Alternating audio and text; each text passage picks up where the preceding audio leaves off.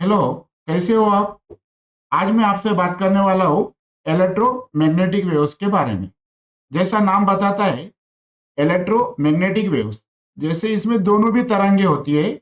एक होती है इलेक्ट्रिकल, ये समझो इलेक्ट्रिकल वेव हो गया, और ये ट्रांसफर वेव्स है। और दूसरी होती है मैग्नेटिक वेव, जिसके 90 डिग्री में होगी। ये देखो, ये मैग्नेटिक है और ये इसके 90 डिग्री, दोनों भी एक दूसरे के 90 डिग्री में है। तो मतलब एक वेव अगर ऐसे होगी तो दूसरी वेव ऐसे होगी, एक दूसरे को 90 डिग्री में है। और तो पहली वाली वेव क्या हो गई, इलेक्ट्रिकल, और दूसरी वाली वेव क्या हो गई, मैग्नेटिक। मैग्नेटिक वेव से हम बी से बताएंगे और इलेक्ट्रिकल वेव को ई से बताएंगे। तो अगर एक को हम शेडिंग कर देते इस तरीके से, ये मैग्नेटिक को शेडिंग कर दिया, और ये दोनों भी क्या है, perpendicular to each other. Electrical wave and magnetic wave both are perpendicular to each other. दोनों भी एक दूसरे को 90 डिग्री में है। और ये ट्रांसफर वेव है। ट्रांसफर वेव का मतलब कि भाई उनका आकार इस तरीके से होता है, इस तरीके से होता है, जिसका आकार इस तरीके से होता है उसको ट्रांसवर्स वेव कहते हैं। मतलब particles are vibrating perpendicular to propagation of the wave, तो उसको ट्रांसफर वेव कहा जाता है। तो ये ट्रांसफर वेव होता है। वेव्स बहुत तरह की होती है, लॉन्जिट्यूडिनल वेव्स, ट्रांसवर्स वेव्स, और बहुत सारी वेव्स होती है। तो ये लॉन्जिट्यूडिनल और ट्रांसफर वेरी पॉपुलर है। और short tooth wave, triangular waves, step waves, उसके बाद हाफ वेव, ऐसे पता नहीं कितने प्रकार की होती है। तो एक जो पॉपुलर होती है वो ट्रांसफर वेव्स और दूसरी लॉन्जिट्यूडिनल वेव्स। तो इलेक्ट्रोमैग्नेटिक वेव्स में दो वेव होती है, एक इलेक्ट्रिकल और दूसरी मैग्नेटिक, और दोनों भी एक दूसरे को 90 डिग्री में होती है। तो ये बात, इंपॉर्टेंट बात है इलेक्ट्रोमैग्नेटिक वेव्स। इलेक्ट्रोमैग्नेटिक वेव्स की खासियत क्या है? इनकी एक बहुत बड़ी खासियत है जो दूसरी वेव के साथ नहीं है। इसलिए इलेक्ट्रोमैग्नेटिक वेव्स को हम कह सकते हैं किंग ऑफ वेव्स। ये सारी वेव्स की बादशाह है। ठीक है? क्यों? इसकी क्योंकि electromagnetic waves can travel through vacuum. भाई जहां पर कुछ नहीं होता है, वैक्यूम होता है, वहां से भी ट्रैवल कर लो। मतलब जहां चाहो वहां ट्रैवल कर लो।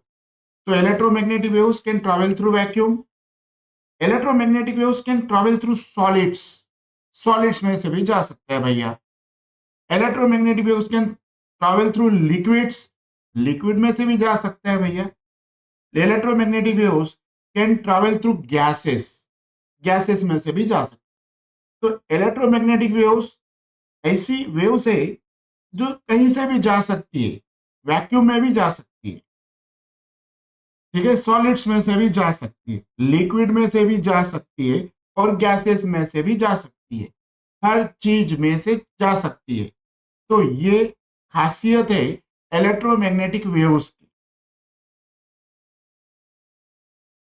अभी आपको इलेक्ट्रोमैग्नेटिक वेव्स की दूसरी खासियत बताता हूं भैया। इनकी स्पीड तूफान, कितनी स्पीड होगी इनकी? अगर समझो, कल्पना करो, यहां से मून तक जाना है इनको, तो कितना टाइम लगेगा भैया? सोच लो और कमेंट बॉक्स में जरूर लिखना। पता करो अर्थ टू मून की डिस्टेंस कितनी है, और अर्थ टू मून जाने के लिए इनको कितना टाइम लगेगा, आप सोच लो। मैं सिर्फ आप इनकी रफ्तार की वैल्यू बता देता हूं। इनकी वैल्यू होती है 3 × 10⁸ मीटर पर सेकंड।